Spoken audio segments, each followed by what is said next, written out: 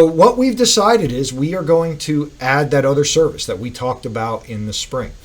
We believe with the school year starting and vacations coming to a close, particularly sort of after Labor Day, that we have the need for more space. And the truth is only 58% or 60% of our people are worshiping in person. And so if I want to encourage you other 40% to come and worship, I have nowhere to put you. And so we're adding another service, and here's how it's going to look. And I'm going to give you the details first, and then I'll give you explanation and answer some questions that are no doubt going to come to mind as you are considering why we made the decisions we made. And so you'll see, we're going to add a 9 a.m. service, but then so that we're not so compressed, we're going to move the 10:30 by 15 minutes to 10:45. So we're going to have two services, a 9 a.m. and a 10:45. Now, you notice there's a difference. The 9 a.m. says current protocols, and the 10:45 says face covering optional. And so what do we mean by that? Well, as I've continued to say, our goal has always been to be able to worship and have the most people worship together as a body.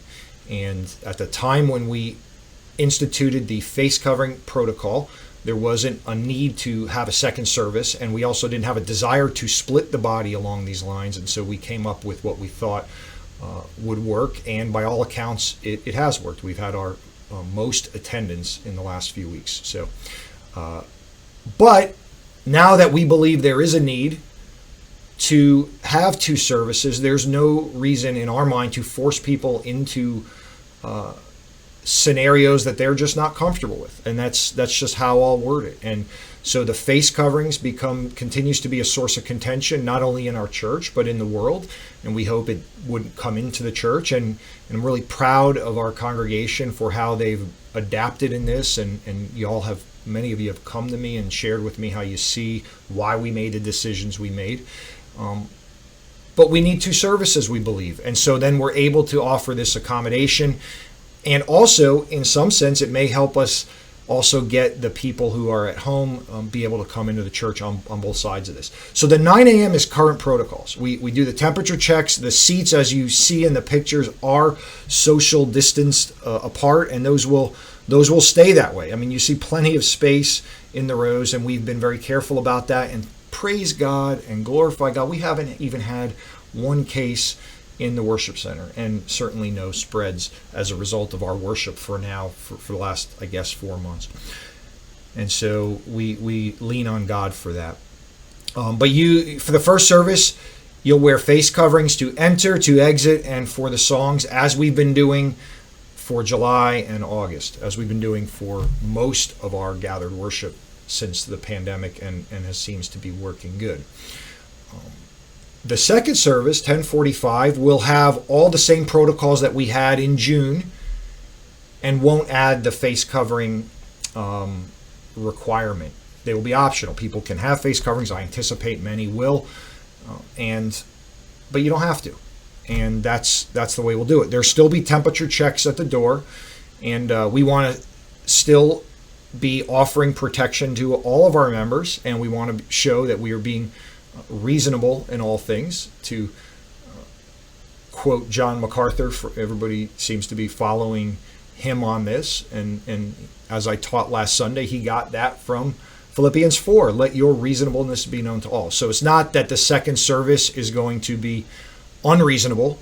Seats are social distance. You still need to social distance on the way in, on the way out.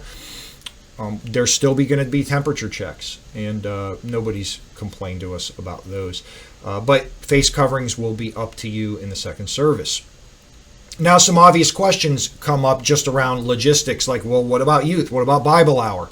Well, let's talk about Bible hour first. We'll have Bible hour at 9:30 in the fellowship hall. We're sorry if this conflicts for you with the first service, and if you have to make a choice, we say go to worship, because worship is the priority here.